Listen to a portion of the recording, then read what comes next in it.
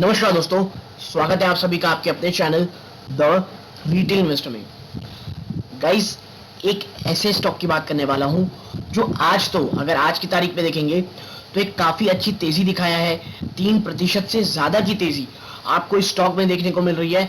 लेकिन कल कल की जो तारीख है ना दोस्तों, इस स्टॉक के लिए बहुत ज्यादा इंपॉर्टेंट है।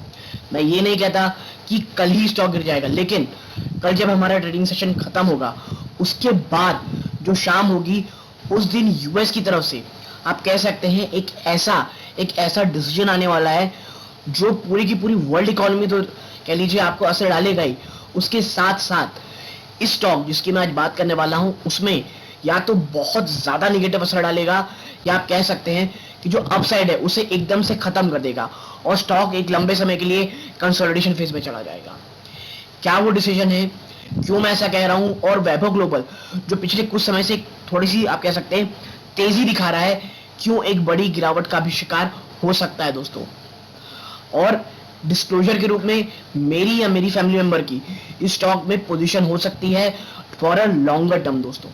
और वैभव ग्लोबल अगर आप बात करेंगे एज अ कंपनी तो कैसी है, फंडामेंटली क्यों मुझे बहुत ज्यादा पसंद है और क्या चीज अब इसके फेवर में यानी इसके पॉजिटिव होते हुए दिखाई दे रही है, इन तमाम चीजों में चर्चा करेंगे ताकि अगर बड़ी गिरावट होती है तो कौन से वो लेवल्स हैं जहां खरीदारी करनी चाहिए, क्योंकि मुझे ये स्टॉक लॉन्ग टर्म के लिए काफी ज्यादा पसंद है। लेकिन आगे बढ़ने से पहले अगर आप इस चैनल पहली बार आए हैं प्लीज सब्सक्राइब का बटन दबा दें, वीडियो अच्छी लगती हो लाइक जरूर कीजिएगा। तो अब विदाउट वेस्टिंग टाइम सीधा लेके चलता हूं शेयर प्राइस की तरफ। देखिए वैभव ग्लोबल लिमिटेड, ठीक है दोस्तों, वैभव ग्लोबल लिमिटेड आप देखिए 3.25% के आसपास की तेजी देखने को मिल रही है। कितनी? 3.28% की आपको तेजी देखने को मिल रही है, ठीक है।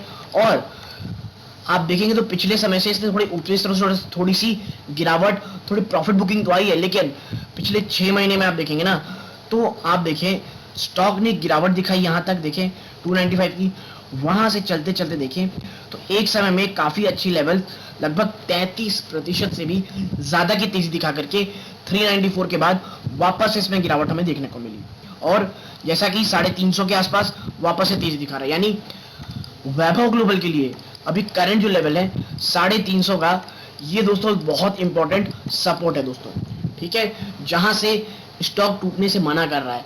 लेकिन जो आपके साथ खबर बताने वाला हूं थोड़ी देर में बताता हूं, अभी थोड़ा टेक्निकल एनालिसिस करते हैं। अगर कल या परसों स्टॉक में कोई बहुत निगेटिव असर आता है और 350 को ये क्लोजिंग बेसिस पे तोड़ता है और इससे भी ज्यादा खराब अगर वो 330 को क्लोजिंग बेसिस पे तोड़ता है तो दोस्तों स्टॉक एक बड़ी गिरावट दिखाते हुए वापस से 290 के लेवल्स को आराम से टेस्ट कर सकता है दोस्तों, ठीक है। कौन से लेवल्स को? 290 के लेवल्स को आराम से टेस्ट कर सकता है, ठीक। अब उसके बाद रेजिस्टेंस का है तो देखिए रेजिस्टेंस तो वैभव ग्लोबल का भी साफ नजर आ रहा है, वो है सबसे पहला है 400, सबसे पहला है 400, उसके बाद दोस्तों जो है वो है 430। वैभव ग्लोबल जब तक 430 को ऑन द क्लोजिंग बेसिस नहीं तोड़ता कोई भी तेजी या बहुत ज्यादा मजबूती स्टॉक में नहीं दिखती। और यकीन मानिए ये तोड़ना इसके लिए बहुत आसान नहीं रहेगा, बाजार का भी साथ होना चाहिए, कोई अच्छी खबर होनी चाहिए और जो क्वार्टर के नतीजे हैं दोस्तों वो थोड़े ठीक होने चाहिए। लेकिन आपको सबको बता दूं जो Q2 के नंबर्स आएंगे ना वैभव ग्लोबल के, ये कोई खास नहीं आने वाले दोस्तों, ठीक है। अब मैं आपके साथ चर्चा करूंगा कि ऐसी खबर क्या। देखिए कल है 21 सितंबर और यूएस में रात होगी तब वहां 21 सितंबर शुरू हो जाएगा और हिस्टोरिक डिसीजन लेने वाले हैं यूएस के जो फेडरल रिजर्व के हेड हैं जेमी पावेल साहब, ठीक है। किस चीज का? यूएस फेड का दोस्तों। और 75 बेसिस पॉइंट को लेकर के तो सब उत्साहित हैं कि भाई ये कम करेंगे, ज्यादा बढ़ाएंगे। लेकिन अगर 75 से बढ़ा करके दोस्तों अगर 1% बढ़ता है, जिसके चांसेस अभी भी हैं दोस्तों, क्योंकि आपको बता दूं जिस तरह के जॉब के डेटा हैं उसमें 50,000 वीकली यानी हफ्ते दर हफ्ते में कमी आई है कि जो अपना अनएम्प्लॉयमेंट चेक लेते हैं, क्लेम लेते हैं। तो ये देखने के बाद दोस्तों मैं आपको बता दूं कि जो चीजें हैं दोस्तों वो अगर 1% बढ़ जाती हैं, ठीक है, अगर 1% बढ़ती हैं तो बिल्कुल भी अच्छी नहीं लगेंगी दोस्तों, ठीक है। वो बिल्कुल भी यूएस इकोनॉमी फिर साफ साफ रिसेशन की तरफ जाएगी और अगला साल एक बहुत बड़ी आप कह सकते हैं मंदी का शिकार हो जाएगा, क्योंकि जिस तरह से लगातार इंटरेस्ट रेट बढ़ा रहे हैं। और अभी अभी दोस्तों एक मैं भूल रहा हूँ कौन सी यूरोप की कंपनी, यूरोप का एक देश है, हाँ दोस्तों, स्वीडन ने आप कह सकते हैं कि एक बहुत ज्यादा बड़े इंटरेस्ट रेट बढ़ा दिए। आप समझिए पूरे हालात अभी बहुत ज्यादा कैसे हैं सीरियस होते चले जा रहे हैं, जो लगातार इंटरेस्ट रेट बढ़ रही है। और आपको पता होगा अगर इंटरेस्ट बढ़ता है, लोगों के हाथ पैसे ही नहीं रहेंगे, तो वैभव ग्लोबल काहे खरीदार निवेश करेंगे, यानी वैभव ग्लोबल के बिजनेस कैसे करेंगे, क्योंकि बिजनेस जो वैभव ग्लोबल का बिजनेस है वो तो दोस्तों वैसे भी एक लग्जरी आइटम्स का है।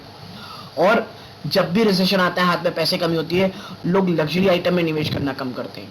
और इतना ही नहीं दोस्तों, अगर मैं बात करूं जो कह लीजिए सबसे ज्यादा पॉजिटिव सीजन, सबसे ज्यादा आप कह सकते हैं कि सबसे ज्यादा इंपॉर्टेंट सीजन होता है पूरे साल भर में वैभव ग्लोबल के लिए, वो है दोस्तों क्रिसमस का, क्योंकि इसका बिजनेस आपको पता है यूएस और यूके में होता है।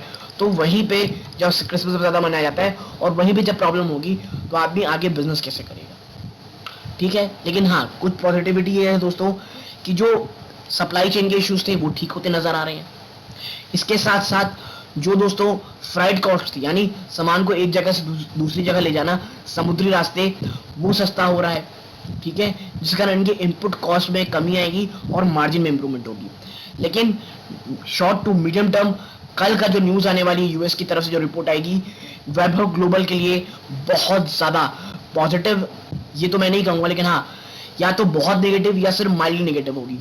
तो कल कैसा रहेगा ये देखने लायक रहेगा।